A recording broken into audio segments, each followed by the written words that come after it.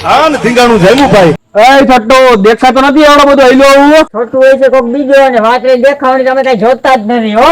બાકી તારાથી થાય ને ઈ કરી લેજે હો. આ બધા મરદના કામ છે, રાગીના કોઈ દી ઇતિહાસ હોય જ નહીં. એ તો કરી લેવાની શું વાત કરસ? આવી જાય હાલ સાઈડ માં.